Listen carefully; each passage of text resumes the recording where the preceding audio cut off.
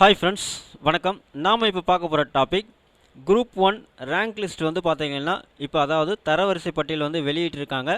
அதை பற்றின இன்ஃபர்மேஷன்ஸ் தான் நம்ம இந்த வீடியோவில் ஃபுல்லாக பார்க்க போகிறோம். நாம் வீடியோவை பார்க்குறதுக்கு முன்னாடி நீங்கள் இது வரைக்கும் நம்ம சேனலை சப்ஸ்கிரைப் பண்ணலைன்னா மறக்காமல் சப்ஸ்கிரைப் பண்ணிங்க. கூடவே பக்கத்தில் இருக்கக்கூடிய பெல் ஐக்கானை கிளிக் பண்ணி ஆல் அப்படின்ற ஆப்ஷனை செலக்ட் பண்ணிங்க. அப்போ தான் நம்ம சேனலில் போஸ்ட் பண்ணுற எல்லா வீடியோஸ்னுடைய நோட்டிஃபிகேஷன் உங்களுக்கு உடனே கிடைக்கும். வீடியோவை ஸ்கிப் பண்ணாமல் முழுசாக பாருங்கள். வாங்க நம்ம வீடியோவை பார்க்கலாம்.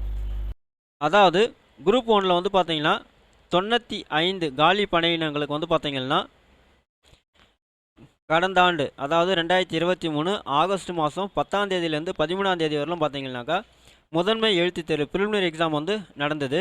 இந்த எக்ஸாமில் தேர்ச்சி பெற்றவர்களுக்கு பாஸ் ஆனவங்க எல்லாருக்கும் வந்து பார்த்தீங்கன்னாக்கா நேர்முகத் தேர்வுக்கான பட்டியல் வந்து பார்த்திங்கன்னா கடந்த மாதம் வந்து பார்த்திங்கனாக்கா வெளியிட்டிருக்காங்க. ஸோ அதாவது பட்டியலில் இடம்பெற்றவர்களுக்கு கடந்த 26ஆம் தேதி முதல் 3 நாட்கள் நேர்முகத் தேர்வு வந்து பார்த்திங்கன்னா நடந்தது. அதாவது வந்து பார்த்திங்கனாக்கா மார்ச் 26ஆம் தேதியிலேருந்து 3 நாள் வந்து பார்த்திங்கனாக்கா நேர்முகத் தேர்வு வந்து இன்டர்வியூ வந்து கண்டக்ட் பண்ணியிருந்தாங்க. ஸோ இதில் யாரெல்லாம் வந்து தேர்ச்சி பெற்றிருக்காங்க பாஸ் ஆகிருக்காங்களோ அவங்க எல்லாருக்குமே வந்து பார்த்திங்கனாக்கா மார்க் அடிப்படையில் அதாவது மதிப்பெண் அடிப்படையில் வந்து பார்த்தீங்கன்னாக்கா தரவரிசை பட்டியலில் வந்து பார்த்தீங்கன்னாக்கா டிஎன்பிஎஸ்சி வெளியிட்டிருக்காங்க. ஸோ